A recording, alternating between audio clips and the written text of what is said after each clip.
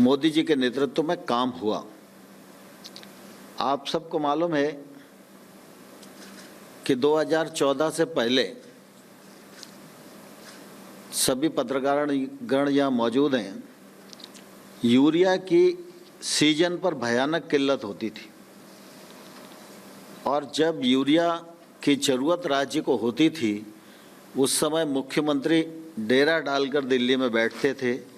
कि हमको पर्याप्त मात्रा में यूरिया मिल जाए। यूरिया की कालाबाजारी होती थी और देश के अनेक स्थानों पर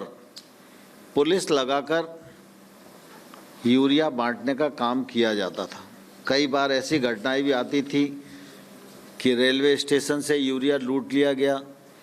बीच में कोई यूरिया का ट्रक जा रहा था उसको रोक लिया, क्योंकि लोगों को ये रहता था कि अगर ये सामने से निकल गया तो यूरिया नहीं मिलेगा। मोदी जी ने यूरिया को नीम कोटिंग किया और गत 6 वर्षों में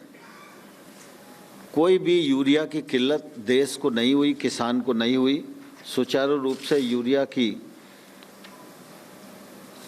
पर्याप्त मात्रा में आपूर्ति होती रही और इसलिए ऐसे तमाम सारे विषय हैं जिनको 6 साल में किया गया, मैं उनको आपके सामने रख सकता हूँ। लेकिन सारे विषयों को करते करते करते करते इस बात की देश को अपेक्षा थी कि कानूनों के माध्यम से भी हमको कृषि के क्षेत्र को आगे बढ़ाने की आवश्यकता है और इस मामले में पहले अनेक बार सरकारों के माध्यम से, कमीशन के माध्यम से,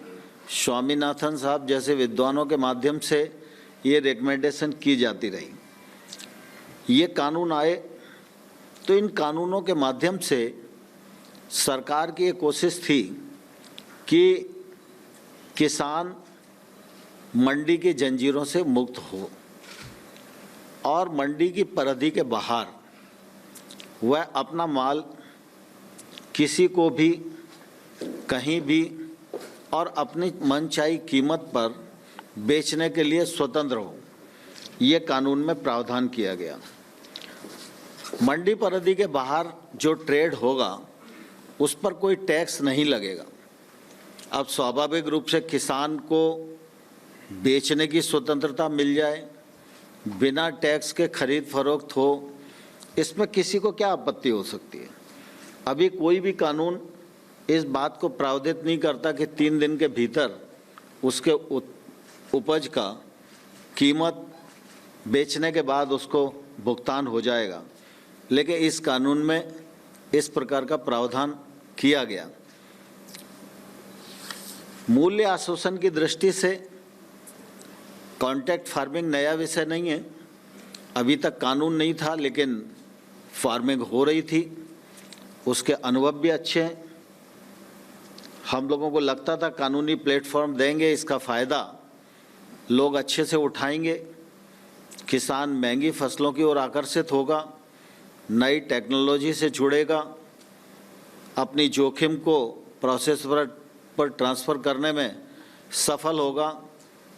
बुआई के समय उसको मूल्य की गारंटी मिल जाएगी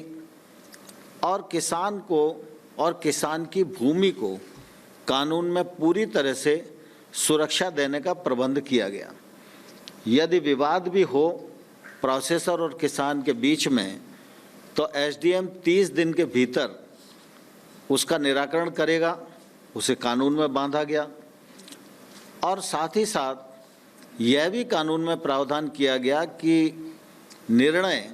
अगर कभी किसान के विरुद्ध भी जाता है तो उससे वसूली सिर्फ आदान की कीमत की हो सकती है, उसके अतिरिक्त नहीं हो सकती और उसकी वसूली का कोई भी निर्देश एसडीएम के द्वारा किसान की भूमि के विरुद्ध नहीं होगा। किसान की भूमि सुरक्षित रहे, इस दिशा में सरकार ने पर्याप्त विचार विमर्श किया और किसान को पूरी तरह सुरक्षित करने में प्रावधान किए। लेकिन आप सबको ध्यान है कि ये कानून का देश भर में स्वागत हुआ और देश भर में एक नई उत्साह और उमंग के साथ लोग काम करने के लिए आए और बीच में कई